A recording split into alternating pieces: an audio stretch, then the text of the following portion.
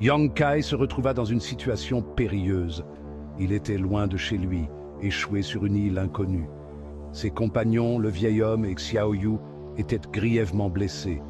Leur situation semblait désespérée. Ils étaient vulnérables, seuls, et avaient désespérément besoin d'aide. Yang Kai savait qu'il devait agir vite pour les sauver. Un son rock qui témoigne de blessures internes. Ne vous inquiétez pas, grand-père, tout ira bien. Le cœur de Yang Kai se serra à la vue de leur souffrance. Il avait promis de les protéger, mais maintenant il se sentait impuissant. L'île offrait peu de réconfort. C'était un endroit désolé, enveloppé de brume et de silence. L'air était lourd de l'odeur de la pourriture. Le danger se cachait à chaque tournant. Yang Kai ne pouvait s'empêcher de penser qu'ils étaient observés. Un son lointain brisa le silence. C'était le battement de tambour, rythmé et insistant. Le sang de Yang Kai se glaça. Il reconnaissait ce son de son passé. C'était un son qui annonçait le danger, le rythme caractéristique de cultivateurs en approche. Nous devons nous cacher, vite. Il cacha rapidement le vieil homme et Xiao Yu dans une grotte voisine. Il les exhorta à rester silencieux, quoi qu'ils entendent. Son cœur battait la chamade, tandis que le son des tambours se rapprochait. Jetant un coup d'œil à travers le feuillage, Yang Kai les vit. Un groupe de cultivateurs vêtus de robes rouges émergea de la brume. Ils étaient des disciples de la secte du nuage rouge, un groupe puissant et impitoyable, connu pour sa cruauté. Les cultivateurs se déployèrent, fouillant l'île.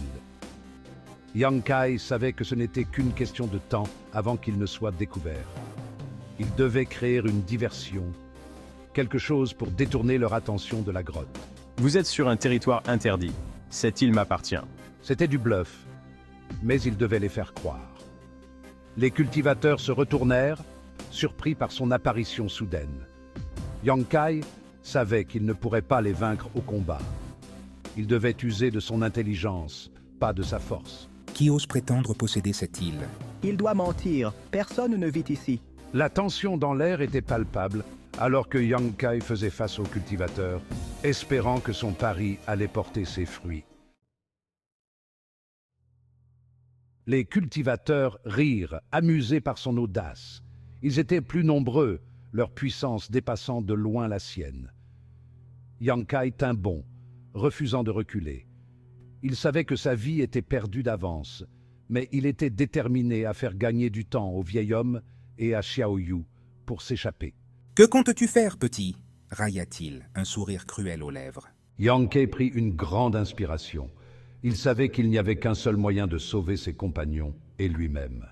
Il devait conclure un marché, un pacte dangereux qui lierait son destin au leur. Je vais rejoindre votre secte, déclara-t-il, la voix inébranlable.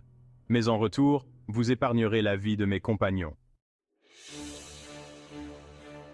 Les cultivateurs échangèrent des regards, la surprise brillant dans leurs yeux. Ils ne s'attendaient pas à une telle proposition. Le chef se caressa le menton pensivement. La force de Yang Kai était évidente, même pour leurs yeux exercés. Il serait un atout précieux pour leur secte. Très bien, finit par dire le chef, une pointe d'amusement dans la voix. Rejoins-nous, et tes compagnons auront la vie sauve. Le soulagement submergea Yang Kai. Il leur avait fait gagner du temps, mais il savait que leur épreuve était loin d'être terminée.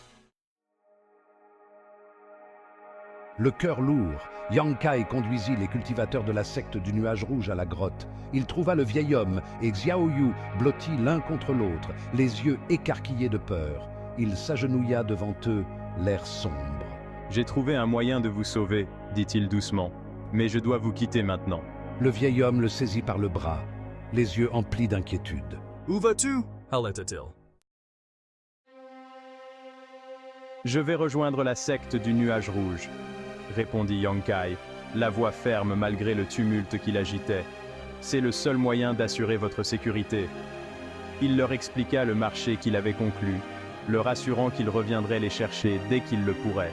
Le vieil homme, submergé par la gratitude, ne put que hocher la tête.